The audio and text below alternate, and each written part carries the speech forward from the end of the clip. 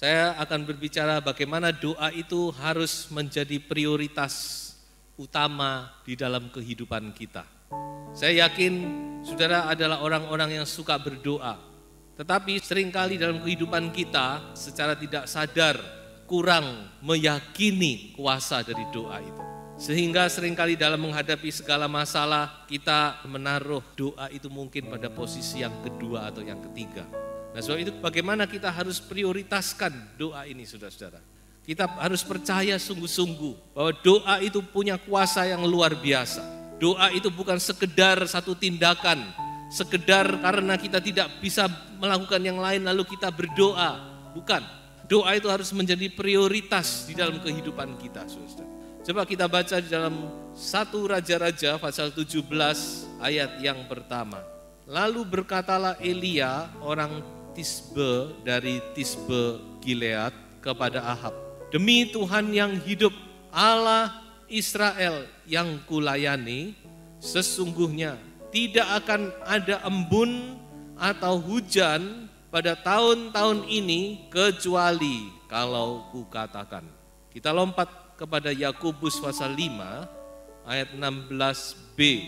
Doa orang yang benar bila dengan yakin didoakan sangat besar kuasanya. Ayat 17, Elia adalah manusia biasa, sama seperti kita, dan ia telah bersungguh-sungguh berdoa supaya hujan jangan turun, dan hujan pun tidak turun di bumi selama 3 tahun dan 6 bulan. Lalu ia berdoa pula, dan langit menurunkan hujan, dan bumi pun mengeluarkan buahnya. Kita melihat bagaimana sikap Elia terhadap doa ini. Dia begitu yakin bahwa doanya itu akan terjadi. Soal itu dia tidak berkata mudah-mudahan, tapi dia berkata kepada Ahab, tidak akan turun hujan sampai aku berdoa. Dan kita lihat juga bagaimana Elia berkata kepada Ahab tentang waktu dia mau berdoa untuk hujan. Dia berkata, ayo kamu cepat pergi. Saudara begitu yakin bahwa doa itu pasti didengar dan dijawab oleh Tuhan. Ya, seringkali kita berkata atau seringkali kita mendengar orang berkata, ya kita hanya bisa berdoa saja. Seolah-olah karena tidak bisa berbuat yang lain, ya sudah kita berdoa saja. Saya tidak tahu bagaimana keyakinan kita masing-masing pribadi kepada doa ini. Tapi saya mau membangkitkan saudara, keyakinan saudara bahwa doa itu bukan satu tindakan yang hanya sekedar begitu saja. Tetapi doa itu saudara ada kuasa di dalamnya, melebihi segala tindakan. So itu kita harus utamakan, kita harus prioritaskan doa itu. Doa itu adalah sesuatu tindakan yang harus menjadi terutama di dalam kehidupan kita sebelum kita melakukan segala perkara. Jangan jadi prioritas yang kesekian, saudara. Setelah kita berusaha ini itu kita mentok, baru kita berpikir, sekarang saya mau berdoa. Jangan, saudara. Coba kita lihat satu contoh. Di dalam 2 Tawarikh pasal 20 ayat 2 sampai ayat yang keempat. Datanglah orang memberitahukan Yosafat, suatu laskar yang besar datang dari seberang laut Asin, dari Edom, menyerang tuanku. Sekarang mereka di Haseson Tamar, yakni En-Gedi. Yosafat menjadi takut, lalu mengambil keputusan untuk mencari Tuhan. Ia menyerukan kepada seluruh Yehuda supaya berpuasa, dan Yehuda berkumpul untuk meminta pertolongan daripada Tuhan. Mereka datang dari semua kota di Yehuda untuk mencari Tuhan. Nah ini saudara, satu contoh yang baik. Bagaimana pada waktu kita menghadapi satu masalah yang besar, menghadapi satu ketakutan, menghadapi sesuatu yang mengerikan, apa yang harus kita perbuat? Pertama-tama kita harus mencari Tuhan terlebih dahulu. Kita harus mengambil satu keputusan, aku akan berdoa kepada Tuhan. Ini saudara-saudara satu contoh. Yosafat bisa saja dia cari cara lain. Mungkin dia bisa menghubungi kerajaan ini, kerajaan itu untuk mencari bantuan dan sebagainya. Dia tidak lakukan itu, saudara. Tapi dia dalam keadaan terjepit, pertama-tama dia, mari kita berdoa, bahkan kita berpuasa kepada Tuhan. Jadikan doa itu menjadi satu prioritas di dalam kehidupanmu. Doa itu harus menjadi satu tindakan yang utama yang harus kita lakukan pada waktu kita menghadapi sesuatu. Karena doa itu dikatakan tadi dia punya kuasa yang besar. Doa orang yang benar itu kuasanya besar. Satu orang Elia dia bisa menghentikan hujan dan dia juga bisa mendatangkan hujan. Dan firman Tuhan berkata Elia itu manusia sama seperti saudara dan saya. Dia tidak lebih, dia tidak kurang. Saudara, kalau kita pikir iya ya, manusia yang sama seperti kita bangkit. Kita punya satu pengharapan. Elia itu bukan manusia super, saudara. Kalau saudara lihat Elia juga banyak kali dia pernah ketakutan. Cuma karena omongan sepatah kata dari seorang wanita dia sudah ketakutan. Dia sudah depresi, dia sudah down, dia sudah cari mati dan sebagainya. Dia adalah manusia yang sama seperti saudara dan saya. Bahkan mungkin kita lebih, karena apa? Karena kita punya Roh Kudus di dalam hati kita, saudara. Elia hidup pada zaman perjanjian lama, tapi saudara dan saya hidup pada zaman perjanjian baru. Roh Kudus diam di dalam kita. Sebab itu ayo, bangkitkan semangatmu, bangkitkan iman saudara. Saudara punya doa itu berkuasa. Saudara punya doa itu bisa menggerakkan tangan Allah. Sebab itu mari kita bersatu hati, kita bertekun dan kita mau berdoa. Tidak ada sesuatu yang mustahil bagi Tuhan, saudara. Nah, saudara, ada 3 poin mengapa doa itu sangat berkuasa, mengapa doa itu satu tindakan yang luar biasa. Pertama, sebab doa itu adalah satu tindakan kita menghampiri tahta kasih karunia Allah. Coba kita baca ayatnya di dalam Ibrani pasal 4 ayat yang ke-16. Sebab itu marilah kita dengan penuh keberanian menghampiri tahta kasih karunia, supaya kita menerima rahmat dan menemukan kasih karunia untuk mendapat pertolongan kita pada waktunya. Jadi doa itu saudara-saudara, pada waktu kita berdoa itu kita menghampiri tahta Allah yang maha tinggi. Tidak ada tindakan lain kecuali doa, kita datang menghampiri tahta kasih karunia. Tahta kasih karunia, saudara. Ini adalah tahta di mana dari situ kasih karunia dinyatakan, dicurahkan. Jadi itu dikatakan pada waktu kita berdoa kita menerima rahmat. Rahmat ini artinya belas kasihan, compassion. Dari tahta itu turun belas kasihan Allah. Dan kita menemukan kasih karunia Allah.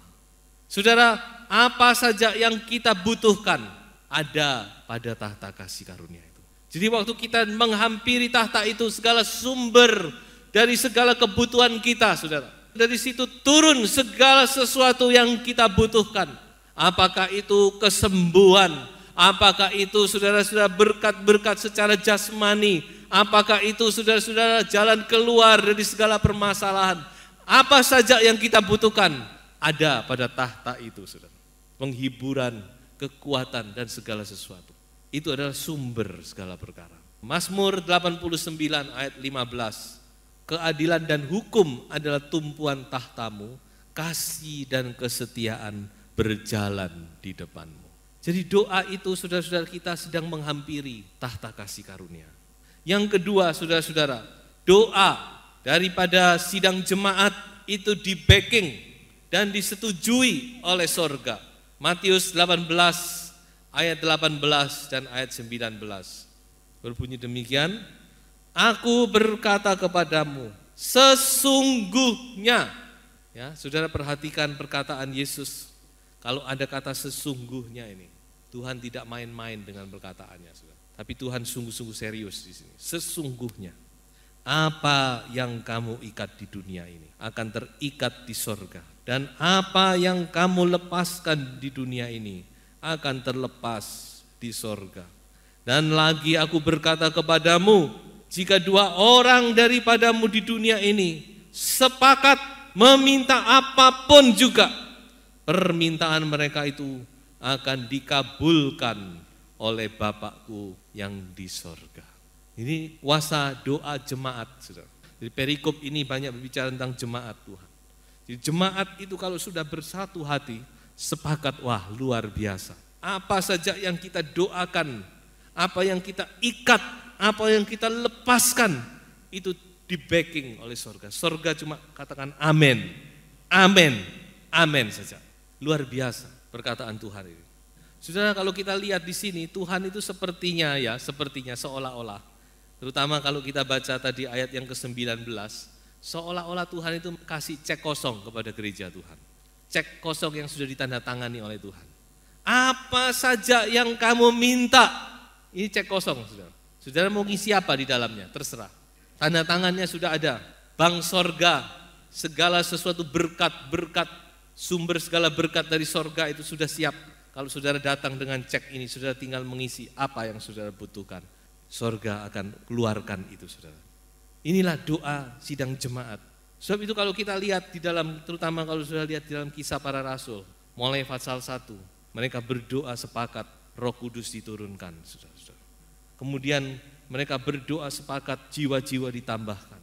Mereka berdoa dengan sepakat goyang tempat mereka berdoa. Mereka berdoa dengan sepakat, saudara-saudara, pengabaran Injil diberitakan, kuasa Tuhan dinyatakan. Mereka berdoa dengan sepakat Petrus dilepaskan dari penjara.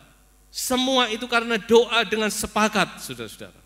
Jadi doa sidang jemaat ini luar biasa.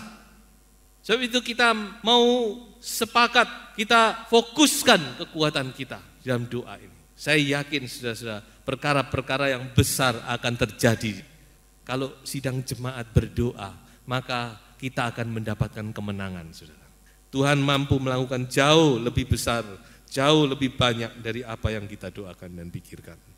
Yang ketiga, saudara, firman Tuhan berkata bahwa doa kita ini tidak pernah sia-sia. Coba kita baca satu ayat Mazmur 56 ayat yang ke-9. Sengsaraku engkaulah yang menghitung-hitung, air mataku kau taruh ke dalam kirbatmu. Bukankah semuanya telah kau daftarkan? Luar biasa. Ternyata air mata yang kita curahkan di hadapan Tuhan, air mata yang kita cucurkan waktu kita berdoa, itu ditampung oleh Tuhan, saudara. Makanya Tuhan tuh kasih manusia itu air mata tidak pernah habis. Padahal kantong air mata itu cuma kecil, saudara. Tapi kita menangis sepanjang hari ya terus keluar, saudara.